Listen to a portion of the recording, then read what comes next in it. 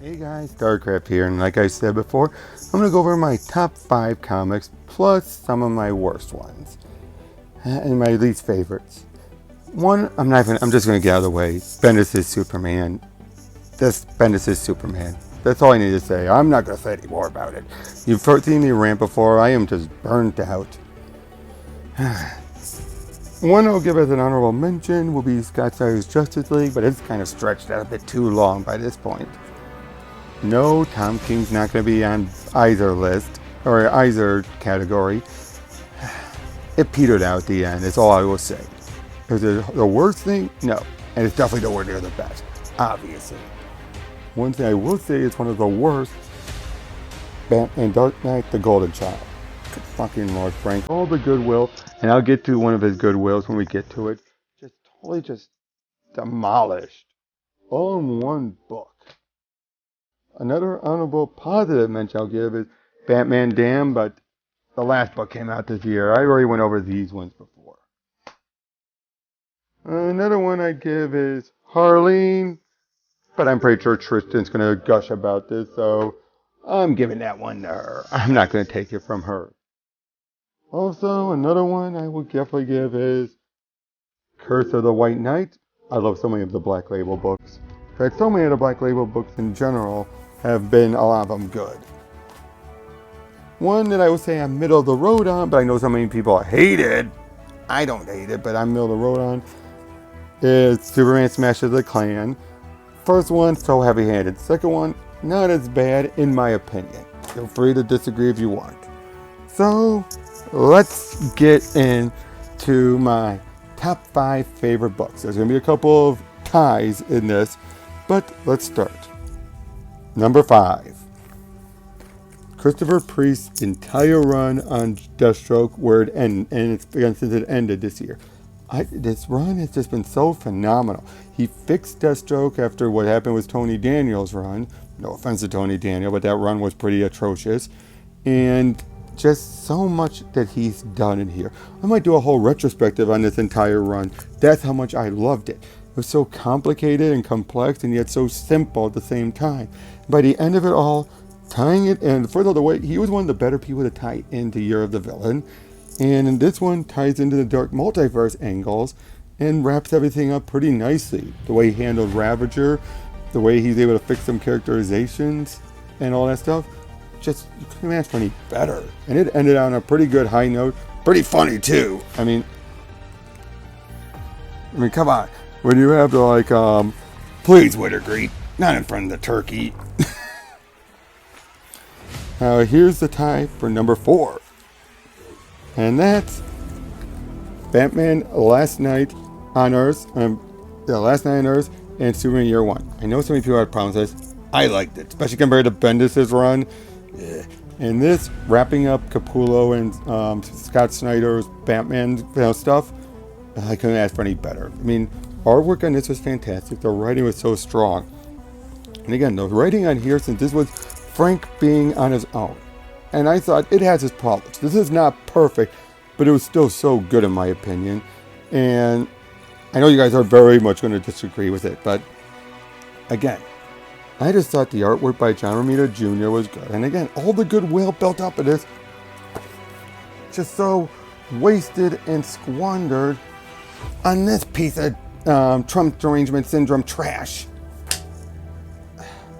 But again, this was light years better. And this felt like he was trying to actually handle Superman very well. And again, compared to Bendis, light years better. Interesting, some clever ideas in my opinion.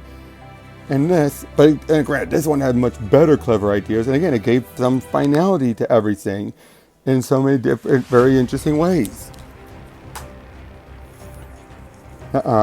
Number 3. Now, I know the first one came out last year, but the other 2 came out this year. Jim Starlin's swan song to Thanos with his Thanos Trilogy. Infinity Sibling came out last year, but you had the Infinity Conflict and the Infinity Ending. These brought in this would have brought everything that he wanted to do with Thanos to a close. This just wrapped so much up, that such great characterization, and one thing I love, I hope someone plays off of, is where he ends with Adam Warlock. He sets him back up to be as great as he was, and hopefully someone up will pick the ball and run with it again. And yeah, I can't think of anything better. It ends pretty ambiguously on the fate of Thanos, but we know he's still out there. But again, for Starlin's farewell, given all the way he was screwed over, I really liked it. I really do. Now the next one is another tie, and that's for number 2, Cyberfrog and Earthworm Chip. I could not decide, but seriously, this was a big surprise once I finally got it. It was well written, well drawn, very well drawn. Issa, seriously, love your artwork still. And this just as well. Very well drawn, very well written. Tells more of a complete story than this, but this one is not as much, like I said before, it was not as much as the fragmented story. And both, in their own way, very polished. You can't get much better than what Doug has done with this. Sorry, Ethan. Doug wins out as far as the actual production-wise, but you still are very close enough to him. And so, yeah, that's number 2, the best of the Kickstarters so far. And my number 1 pick, granted, even though it only wrapped up this year, but the finale enough is worse enough.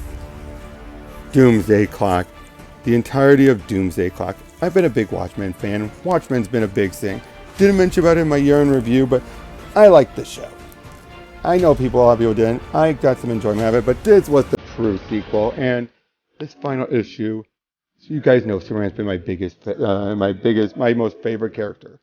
And this reminds why he's so great. Especially when you have John remember, because a few issues prior, he's like, I related him more when he made the New 52 version. But this, Superman inspired him. And he realized then, and that's what the whole point is. Yes, Superman's supposed to be relatable to a degree. He's supposed to be being an inspiration is what makes him who he is. He inspires so many others to be heroes. And that's what you love best about him. And that's what I love that Jeff Johns reminds you about. And I also love it how, yes, there's some politics, not that bad.